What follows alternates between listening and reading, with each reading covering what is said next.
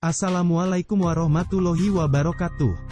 Pemirsa Dua Aufa, salah satu putri dari negeri Cina yang sejarahnya cukup dikenal di tanah air adalah Putri Li Ongtin. Ia adalah salah satu istri Sunan Gunung Jati.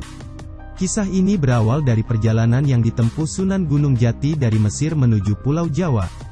Selama perjalanannya ia melakukan dakwah menyebarkan agama Islam di wilayah yang disinggahinya. Termasuk di negeri Cina, beliau tinggal beberapa lama di Cina. Di sana beliau dikenal sebagai orang pandai dalam ilmu pengetahuan maupun pengobatan. Putri Li Ongtin merupakan anak dari Kaisar Honggi dari masa dinasti Ming, yang rela menempuh perjalanan ke Jawa demi menjadi istri Sunan Gunung Jati. Pada masa itu pula, penyebaran agama Islam sudah sampai ke Cina. Hingga pada suatu waktu Syarif Hidayatullah dipanggil ke istana. Sementara itu, Kaisar menyuruh putrinya yang masih gadis, Li Ongtin, mengganjal perutnya dengan baskom kuningan, sehingga tampak seperti orang hamil. Kemudian duduk berdampingan dengan saudarinya yang memang sedang hamil 3 bulan.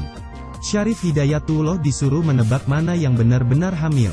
Syarif Hidayatullah menunjuk Li Ongtin.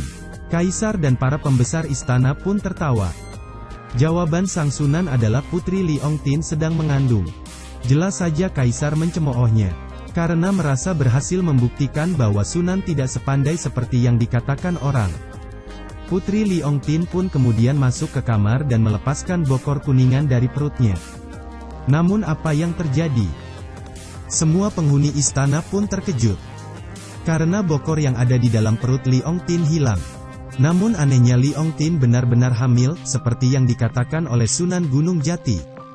Keanehan itulah yang menyebabkan Putri Li Ongtin jatuh hati pada sang Sunan.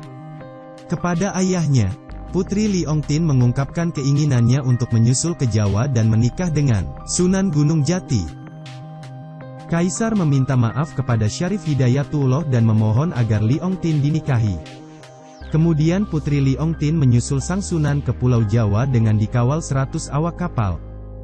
Setibanya di sana ia tidak langsung dinikahi oleh Sunan Gunung Jati, karena dalam Islam haram hukumnya menikahi wanita hamil. Sebelum dinikahi sang putri harus menjalani syarat, yaitu ia dan pengawalnya untuk masuk Islam. Syarat itu pun dipenuhi dan menikahlah mereka Putri Li Ongtin dan menjadi istri kedua Sunan Gunung Jati. Dari pernikahan ini Putri Li Ongtin dikaruniai seorang anak dan diberi nama Pangeran Kuningan.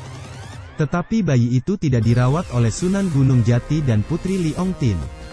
Anak itu dirawat Ki Gede Lurung Agung, salah satu murid Sunan Gunung Jati. Tetapi belum genap setahun usianya telah meninggal dunia. Meskipun mualaf dan datang dari jauh, Putri Li Ongtin dapat diterima masyarakat Cirebon. Dalam menjalankan ibadah pun ia tidak mengalami kesulitan. Putri Li Ongtin pun tidak berumur panjang. Tak lama setelah melahirkan ia jatuh sakit. Sunan Gunung Jati begitu setia mendampingi dan merawatnya. Itulah mengapa Putri Li Ongtin diberi nama Laras Sumanding, karena ia selalu disanding oleh Sunan Gunung Jati.